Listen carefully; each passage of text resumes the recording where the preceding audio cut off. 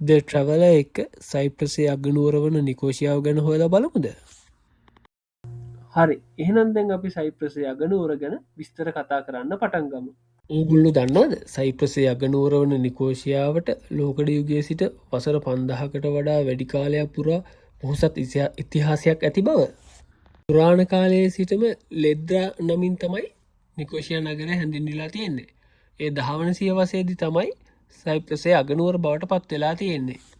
වසර 1000කට වැඩි කාලයක් දිවයිනේ පරිපාලන මධ්‍යස්ථානයක් පවත්වාගෙන ගියත් නිකෝෂියා නගරය කේන්ද්‍ර කරගෙනයි. ඔයගොල්ලන්ට පේන්න තියෙන්නේ මේ වැනීසියානුවන් ඉදිකරපු තාප්ප. බලන්නකො ඒවා ඒකාල ඉදිකරාට තාමත් සුරක්ෂිතව ශක්තිමත්ව තියෙන හැටි. ඕගොල්ලු දන්නවාද 10වෙනි සියවසේදී නිකෝෂියාව අගනුවර බවට පත්වුවට පස්සේ බයිසන්තියානුවන් ලුසිග්නන්වරුන් වැනීසියානුවන් ඔටෝමන්වරුන් සහ බ්‍රිතාන්‍යවරුන් විසින් මේක පාලනය කරලා තියෙනවා කියලා. ඇත්තටම කිව්වොත් නිකෝෂියාව ගොඩක් සංවර්ධන වෙලා තියෙන්නේ ලුසිග්නන් යුගයේ. ඔවුන් තමයි මාලිගා පල්ලි ගොඩක් ඉදි කරලා තියෙන්නේ. හැබැයි වැනීසියානු යුගය වෙලා තියෙන්නේ තර්ජනයන්ගෙන් ආරක්ෂාවීම සඳහා ගොඩක් සංරක්ෂණය කරන ලද බලකොටු බිත්ති තමයි ඔවුන් හදලා තියෙන්නේ. දැන් ඔබ මේ දකින්නේ ලේද්‍රා ටවුන් එකේ වර්තමාන තත්ත්වය. ඒ කියන්නේ නවීකරණය වෙලා තියෙන වීදි. අප ලේද්‍රා නගරේ වීදි අතරින් ඇවිදගෙන යන ගමන් වර්තමානයේ අසිරිය නරඹමු.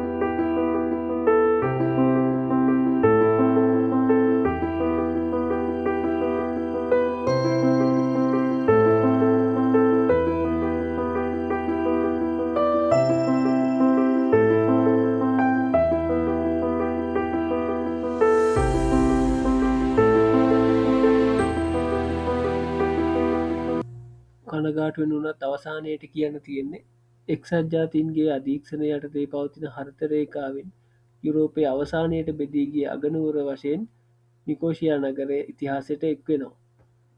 හරි එහෙනම් ද ට්‍රවල අලුත් වීඩියෝහකින් හම්බෙන තුරු ඔගොල්ලගේ සබු ගන්නවා පේජ්ජික පලෝ කරලා නැති අය පලෝ කරලා ලයික් එකක් දාගනයන්ට බොහොම ස්තුතියි